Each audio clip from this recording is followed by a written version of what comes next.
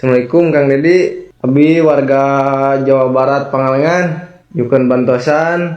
Posisi aya di Papua, abi terlantar. Ieu ge tertidur di gedung sakola di daerah Bopul. Abdi sareng reng-rengan sadayana ka tipu, diiming-imingi damal di dina proyek, dongkap ka dieu mah di dina sawit, terus ayeuna diterlantarkeun. Nyarios damal dina proyek, dongkap ka dieu ngadon jadi terlantar, dongkap ka dieu ngadon didamelkeun dina sawit. Oh jadi katanya kerja di proyek tapi ternyata di sawit. Nyawit ini. Orang yang ngasih nyuruh kerja itu parah. Jam 2 pagi, Kang Deddy Mulyadi menemukan sesuatu di balik pintu gubuk reot ini yang akan membuat Anda berhenti bernapas sejenak. Jangan pernah geser video ini, karena di balik dinding bambu ini ada rahasia ketabahan yang tidak masuk akal bagi logika kita. Bayangkan, 11 nyawa berhimpit di dalam ruang sempit, dan apa yang mereka santap akan menghancurkan hati siapapun yang melihatnya. Di atas piring itu, hanya ada sepotong ikan asin dan 2 iris tempe untuk dibagikan kepada 11 orang anggota keluarga. Bisakah Anda membayangkan bagaimana mereka membagi rasa lapar yang begitu hebat? Tapi tunggu, Anda harus melihat sosok gadis 16 tahun bernama Elisa yang ada di video ini. Dia rela mengubur mimpinya sekolah dan memilih bekerja jadi pelayan warung nasi hanya demi menyambung nyawa adik-adiknya. Dari gaji yang tak seberapa, hampir seluruhnya ia berikan untuk sang ibu tanpa menyisakan sepeser pun untuk kesenangannya sendiri. Ayahnya adalah pahlawan tanpa tanda jasa, seorang kuli pasir yang tetap memeras keringat di bawah terik matahari meski perutnya sedang berpuasa penuh. Kang Deddy Mulyadi sampai terdiam 1000 bahasa melihat ketulusan yang begitu murni di tengah kemiskinan yang mencekik ini. Pernahkah Anda merasa hidup Anda adalah yang paling berat? Lihatlah senyum mereka saat menerima bantuan yang mungkin hanya cukup untuk sebulan, tapi bagi mereka itu adalah keajaiban besar dari langit. Video ini bukan sekadar soal kemiskinan, tapi soal martabat dan cinta yang tidak akan pernah bisa dibeli dengan uang miliaran. Tangis haru akhirnya pecah saat beban berat di pundak sang ayah perlahan-lahan mulai terangkat. Kita sering mengeluh soal menu makanan yang kurang nikmat, sementara mereka bersyukur hanya karena masih bisa bernapas bersama di bawah atap yang bocor. Dunia ini butuh lebih banyak pemimpin yang tidak hanya pandai bicara, tapi hadir dan merasakan langsung pedihnya luka rakyat di lapangan. Jika hati Anda bergetar melihat ketulusan dan perjuangan keluarga ini, jangan biarkan video ini berhenti di layar Anda saja. Kalau kalian bangga punya pemimpin yang turun langsung ke rakyat seperti ini, segera follow akun ini dan bagikan video ini sekarang juga agar lebih banyak orang yang tergerak hatinya. Enggak, kan sore ini udah lama aku nggak pernah dibersihin ya. Udah lama ya. Nah, yuk, tanggain pohon.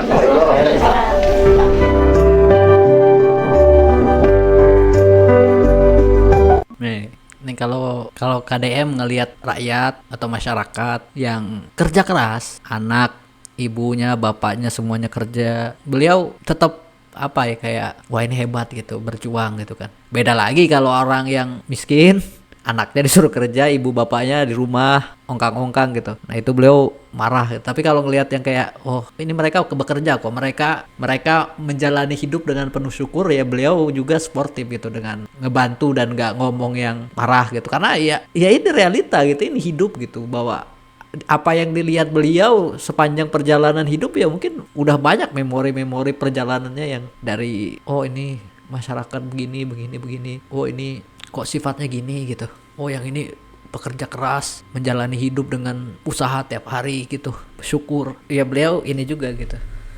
Karena kan ada beberapa video yang beliau kayak ini anak udah banyak nggak KB tapi anak suruh kerja gini mau ini gitu, ada beliau yang marah gitu. Tapi kalau yang ini kan beliau ngeliat tuh ada banyak anaknya 11 orang gitu, ada yang kerja anaknya, yang satunya laki-laki, ini bapaknya juga kerja kuli pasir, ibunya juga kerja. Jadi salut beliau. Dan ini gitu kayak ya fair, kadang fair gitu dalam menyikapi kondisi kemiskinan itu. Beliau paham gitu, ini kemiskinan yang negatif, yang ini yang ya walaupun kalau kita ngomong kemiskinan mungkin kayak apa ada kemiskinan yang positif, ya tetap ada gitu, karena kan hidup bukan miskinnya yang dinilai, tapi bagaimana orang itu menjalani hidup. Ini sedih juga ternyata. Maka saya melihat ini yang disebut dengan hari ini adalah birokrat berkuasa, rakyat berpesta. Sehingga kebijakan di Jawa Barat hari ini misalnya, saya boleh menyampaikan penghitungan. Jabar punya tunggakan, dan tunggakannya bukan pada masa kepemimpinan saya, itu tunggakan yang lama. Baik tidak bayar BPJS 350 miliar dan baru dibayar 340, baru bayar 50. Saya menghitung, kita bayar 290 atau uangnya kita tunda untuk layanan masyarakat yang tidak masuk BPJS. Yang tidak masuk BPJS ternyata jumlahnya sangat banyak. Kalau ini dibayarkan, maka ini tidak terlayani, sehingga kami memutuskan uangnya ditunda tidak dibayarkan, tapi seluruh rumah sakit di Jawa Barat dan sebagian di Jakarta di MOU-kan. Seluruh rakyat Jabar, mau kaya mau miskin, kalau masuk rumah sakit kelas 3, pemerintah provinsi menjamin pengobatannya, itu yang diinginkan mereka. Kenapa? Karena dalam penghitungan kami, ketika pemerintah membayar BPJS jauh lebih mahal dengan membayar langsung ke rumah sakit. Membayar langsung ke rumah sakit, kami membayar uang yang digunakan untuk berobat. Kami tidak bayar direktur, kami tidak bayar komisaris, kami tidak bayar kantor, kami tidak bayar kanwil. Kami hanya membayar orang yang sakit. Tapi bayar BPJS, kita membayar komponen biaya birokrasi BPJS yang begitu besar. Cara ini ditempuh. Kenapa cara ini ditempuh? Karena kondisi keuangan yang berat. Kita harus berikhtiar. Pencipta, pengabdi, yang penting bernapaskan Islam. Bernapaskan Islam, itu artinya pemerintah mengutamakan keselamatan warganya dibanding kepentingan apa. Ya ini ya soal efektivitas apa yang harus dilakukan atau manuver kalau bayar BPJS nanti begini, kalau kita langsung begini kan gitu. Soalnya kan BPJS sendiri ya hutang yang kalau dibayarkan itu udah selesai gitu, nggak jadi apa-apa gitu. Karena kan hutang, artinya udah terpakai duluan gitu. Ya walaupun ya di sini banyak komentar-komentar yang ya gitu. Ya kalau pemikiran KDM kan kalau hutang dibayar artinya uangnya habis, dan itu adalah hutang birokrasi yang artinya kebermanfaatannya udah habis gitu, karena itu udah dimanfaatkan di periode sebelum beliau gitu. Maka beliau memutuskan untuk menunda bayar dan menggunakan uang untuk langsung di MOU-kan atau langsung didatang ke rumah sakit gitu, supaya ya udah ada beberapa kan kasus-kasus yang beliau bisa langsung intervensi masuk ke rumah sakit dan ngebantu beberapa orang yang kesusahan gitu dari masalah-masalah yang terjadi gitu. Ada banyak juga kok videonya beliau ngebantu banyak beberapa orang dan menyatakan bahwa gratis untuk setiap orang. Ya walaupun ada beberapa yang masih menjadi masalah soal BPJS ini. Ya karena kebijakannya ini kan beda gitu. Orang-orang mengenal BPJS dalam tahun menahun, sedangkan Kang Deddy memutuskan untuk nggak pakai itu atau nggak ngebayar hutang itu supaya bisa langsung ke rumah sakit gitu. Jadi sistem rumah sakit dan kebiasaan manusianya belum sinkron gitu. Jadi kayak emang iya yang dari sananya ada yang manfaatin jadi ya gitu. Deddy Mulyadi renovasi area Gedung Sate dan menjadi perdebatan di beberapa kalangan. Namun hal ini dilakukan bukan semata-mata untuk menghabiskan anggaran, tapi ada satu misi yang selama ini belum kita ketahui. Jadi Gedung Sate itu merupakan ikon yang dimiliki Jawa Barat dan udah jadi situs cagar budaya. Gak sembarangan bisa direnovasi. Bahkan buat pengecatan ulang aja harus pakai izin dan pakai spesifikasi cat standar internasional. Nah, tapi untuk area Gedung Sate bisa dilakukan penataan agar menjadi lebih tertib dan indah. Makanya KDM bela-belain gabungin halaman Gedung Sate sama lapangan gazebo biar warga bisa punya tempat santai di tengah kota. Selain itu, dengan adanya proyek ini, akses kendaraan jadi lebih lancar karena sistem lalu lintas bisa diperbaikin. Jalanan bisa diperlebar dan gak bikin macet saat ada acara tertentu. Buat gua sih ini bagus banget ya. Gedung Sate jadi lebih indah dan tertata. Jalanan jadi lebar dan gak bikin macet, plus warganya bisa punya area santai di taman tengah kota. Ya masuk akal. Bandung kan itu ya. Macetnya parah kan memang di daerah-daerah ini. Saya seenggaknya udah beberapa kali sih ke Gedung Sate dan ya kayaknya menarik untuk datang ke sana lagi ketika ini udah selesai renovasinya. Maksudnya kayaknya mengunjungi Jawa Barat di masa-masa Kang Deddy kayaknya bakal indah deh. Kayaknya ya. Yang mudah-mudahan ada rezekinya dah bisa ke sana, ke Bogor, ke Garut, ke Bandung, ke Bekasi, ke Depok. Ya mudah-mudahan ya. Kayaknya ya ke Lembur Pakuan, ke Subang. Iya kayaknya kalau mau jalan-jalan ke Jawa Barat mungkin inilah waktunya gitu pas zaman-zaman Kang Deddy gini gitu. Mungkin ya. Iya. Kayaknya oke sih. Kayaknya udah. Kita kami sebagai para pekerja Dipotong apa aja bang? terutama upah kita dalam 1 bulan itu bervarian potongannya bisa 2 kali off, 3 kali off, bahkan ada yang 4. Nilainya berapa itu? Nilainya kurang lebih tergantung karena di sini gaji juga bervarian ya, maksudnya bervariasi. Jadi itu tergantung dengan besarnya gaji karyawan yang terima. Ya kemungkinan ada yang bisa 1.800.000, bahkan ada yang 500 dan seterusnya mungkin. Bang, tuntutannya apa sih? Kita tuntutan sebenarnya masalah pemotongan sepihak, iuran BPJS Ketenagakerjaan yang sudah belum dibayarkan tapi sudah dipotong di slip gaji kita sudah dipotong. Kita minta dibayarkan dan juga upah disesuaikan dengan peraturan pemerintah. Jadi potong itu berapa? Hampir semuanya. Tapi kami kan tidak tahu masalah orang kantor atau manajemen dipotong atau tidak. Yang pasti kita karyawan semua dipotong, benar nggak? Semuanya. Semuanya kira. Ya sebenarnya ini mungkin kalau misalnya memang permasalahannya ini adalah efisiensi gitu karena finansial perusahaan, mungkin ya harusnya kalau tapi saya nggak tahu, ini kan cuma sedikit waktunya, kayak harus ada penjelasan gitu, kayak karena saya juga pernah tuh zaman covid kerja ya diomongin gitu gaji dikurangi 10% karena ya kurang gini gitu, dijelaskan gitu ya, walaupun ya sedih juga gitu, tapi ya yang penting dijelasin gitu ya. Kalau kita memang masih butuh sama pekerjaan itu ya terusin gitu. Kalau misalnya kita ngerasa kok kayaknya kurang ya keluar kan gitu kan. Tapi kan enak gitu pas kita nerima gaji, oh iya kan dipotong, jadi udah tahu gitu. Kalau misalnya memang ini nggak ada penjelasan, tahu-tahu dipotong ya agak aneh juga sih. Kalau saya nggak ada perubahan coba. Ini udah 2 bulan kerendam, Pak. Bapak mau nanya apa mau marah? Enggak mau, aku mau solusinya aja, Pak, sebagai Bapak mau nanya apa mau marah? Solusi, Pak. Pertanyaan, Bapak mau nanya apa mau marah? Solusi. Bapak mau tahu apa tempe ayam? Kalau saya jawab, Bapak mau denger nggak? Iya, Sob. Ya, tenang dulu. Udah kesel soalnya, Pak, udah 2 bulan ya, Pak, kerendam nggak ada solusinya. Udah kesel soalnya, Pak, udah 2 bulan ya, Pak, kerendam nggak ada solusinya, Pak. Daya kolot dari 200 tahun lalu juga banjir, Pak. Iya. Terowongan Curug Jompong sedang konstruksi, mudah-mudahan akhir tahun selesai, mengalirkan air lebih cepat. Jadi solusi sedang dikerjakan, tapi tidak bisa seperti selesainya yang kita mau, dan nggak bisa besok, dan semua butuh proses. Jadi kalau dibilang tidak ada solusi, saya kira tidak, hanya masalah waktu. Yang namanya membangun rumah juga kan tidak bisa dalam seminggu. Tapi yang paling urgent gitu, Pak, yang bisa dilakukan pemerintahan setempat apa gitu, Pak? Ya, kita menunggu konstruksinya beres sesuai dengan waktunya, Pak. Di luar itu kita membantu menyediakan tempat-tempat pengungsian, makanan dan lain-lain. Makanan mana, Pak? Makanan mana, Pak? Untuk ngirimkan itu dari akar yang Atau Pak, jangan yang diperhatikan yang di tempat pengungsian, Pak. Perhatikan orang-orang yang di dalam. Bapak dengerin dulu. Dalam pemerintahan itu ada manajemennya. Kudu ke hiji-hiji kuta budono nyangkut. Kan Kalau di sini terus kan potensi rawan air meluap tuh tinggi. Bisa terjadi kapan saja ya. Apalagi kan curah hujan sekarang itu menurut saya masih rendah 30 mm ya kalau bahasa ilmu ya. Plus hujannya juga sudah mulai dimodifikasi sehingga tidak begitu berat menurut saya. Cuman yang problem itu bukan hujannya, lain hujana nu masalah mah alamna nu rusak. Bener gak? Di tokohna geus di kebonan sayur. Leuweungna leungit, walunganana jadi deet, ditambah sempit. Heula cai kudu balik ka mana tuh aya teh? Ibu bade bertahan di dia bade geser. Geser. Ada tanah enggak? Ada Pak, tanah TKD Pak. TKD tanah kas desa berapa? Lebih dari 4 hektar Pak. Lebih dari 4 hektar. Kersa pindah, rumah sudah dibangunkan oleh Pemprov. Kersa.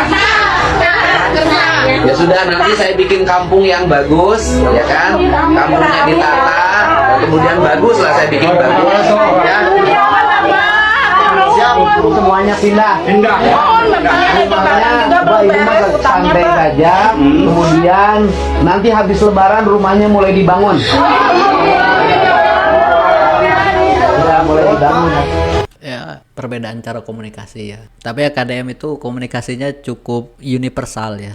Maksudnya beliau bisa mengatur tone untuk marah, heureuy atau bercanda, santai dan lain-lain. Di beberapa beliau bisa mencoba menyesuaikan lawan bicara, bisa mendengarkan ya, dan yang terlebih ya memberi solusi yang kelihatannya kayak kok gampang banget solusinya cuma gitu doang. Ini KDM gak mikir ya? Mikir beliau tetap ada kajiannya kok, tapi cepat, nggak banyak rapat-rapat gitu, tapi ada kajiannya tapi cepat. Pertama ini pakai apa namanya lantai yang bagus banget, marmer ya. Ini marmer yang asli, asli. Lihat ini, ratusan tahun makin mengkilat, makin kinclong, makin segalanya.